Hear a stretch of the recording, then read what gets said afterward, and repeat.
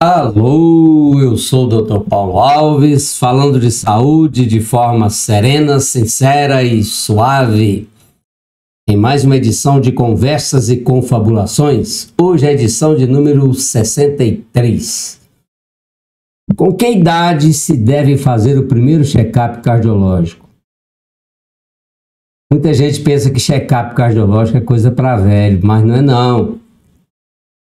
Se eu te disser que o primeiro check-up deve ser feito antes dos 20 anos, até o final desse vídeo você vai entender o porquê.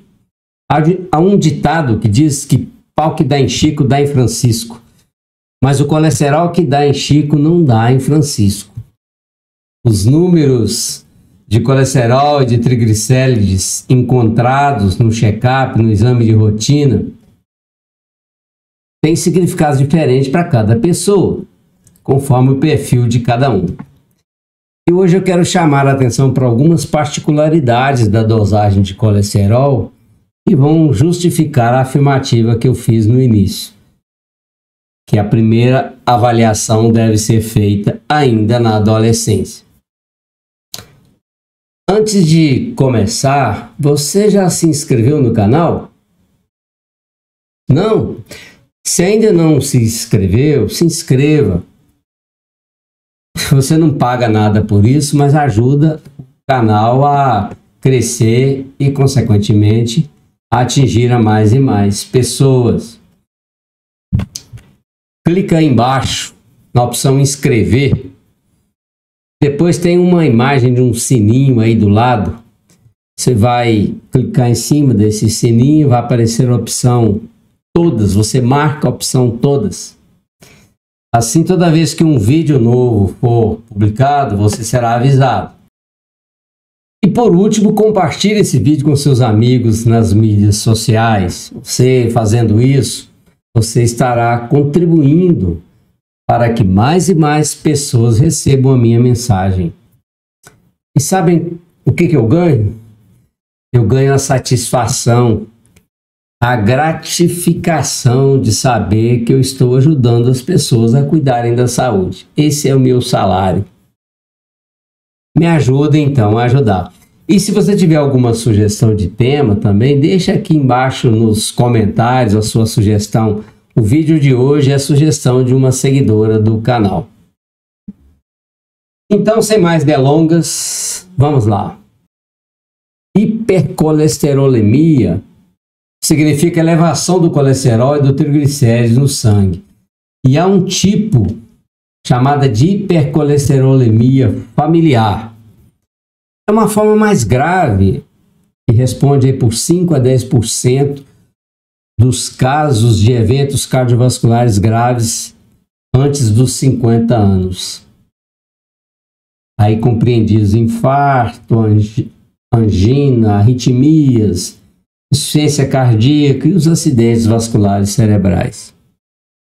Essa hipercolesterolemia familiar é causada por uma mutação genética no gene que codifica uma enzima que é responsável pela retirada da circulação do colesterol da dieta. Então, obviamente, se essa enzima funciona mal, o colesterol acumula no sangue e acumula cedo na vida. É uma condição genética herdada, portanto, os pais transmitem para os filhos e se caracteriza por uma elevação de colesterol LDL superior a 190 e ou triglicérides acima de 300. Prestem atenção nos números. O risco de uma pessoa portadora dessa condição, se não for tratada, desenvolver uma doença coronariana grave, a doença que leva ao entupimento das coronárias, e o risco dessa pessoa morrer antes dos 50 é de 50% nos homens e 12% nas mulheres. Mas espera aí, sem pânico. Eu estou falando de uma condição que abrange entre 5 e 10% das pessoas que têm colesterol elevado. Então, não é todo mundo. Estima-se que existam no mundo mais de 10 milhões de pessoas portadoras dessa condição. E desses, só 10% tem o diagnóstico conhecido. E desses 10%, só 20% estão adequadamente tratados. Então, talvez por isso cause uma mortalidade tão alta, que a condição não é identificada. E provavelmente porque não é procurada. No Brasil, estima-se que haja de 250 a 300 mil portadores dessa mutação genética. Quando essa condição é identificada, a gente deve fazer o que a Sociedade Brasileira de Cardiologia chama de triagem em cascata dos familiares, que consiste de investigar os parentes de primeiro grau. Há que se fazer o diagnóstico precoce, para começar a tratar o mais cedo possível. Uma criança portadora dessa condição já apresenta alterações vasculares precoces que deveriam surgir lá na meia-idade. E essas alterações, se a criança é tratada, elas se revertem, o que prova que é possível corrigir o problema antes que ele cause uma confusão.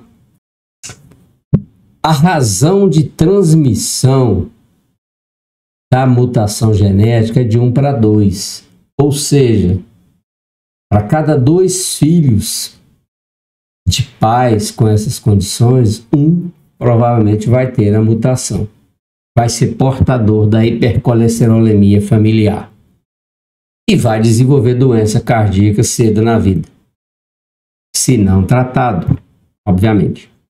Resumindo, se uma pessoa de mais de 20 anos tem colesterol LDL acima de 190, associado ou não à elevação do triglicérides, obrigatoriamente deve-se dosar o colesterol do filho antes dos 20 anos de idade.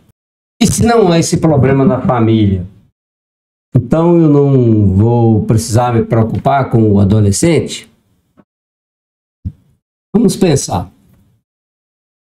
Vocês ouviram muito falar em mutação genética aí durante a pandemia de Covid-19. Já está todo mundo expert em mutação, já sabe o que é.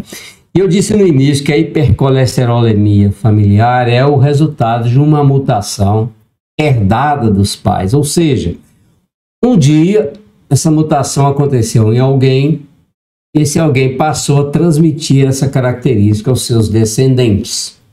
É assim que a genética funciona. Logo, o adolescente de hoje, filho de pais sem a tal mutação, pode ser a pessoa que primeiro sofreu a mutação e que vai passar aos seus descendentes essa característica. Por questões de bom senso e de segurança, todo adolescente deve dosar o seu colesterol antes dos 20 anos de idade, independente de haver hipercolesterolemia familiar nos seus ascendentes. É o que a Sociedade Brasileira de Cardiologia chama de rastreamento universal. É para todo mundo. Se a dosagem for normal, mas se existir essa condição na família já identificada, esse adolescente deve ser seguido anualmente com exames anuais.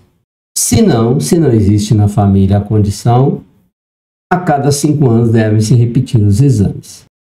Se você viu meu último vídeo, de número 62, em que eu comparo o infarto agudo do miocárdio com um acidente automobilístico, então você entendeu melhor a mensagem que eu quis passar hoje. É mais uma atitude para prevenir esse acidente chamado infarto agudo do miocárdio. Obrigado a você que ficou aqui até o final.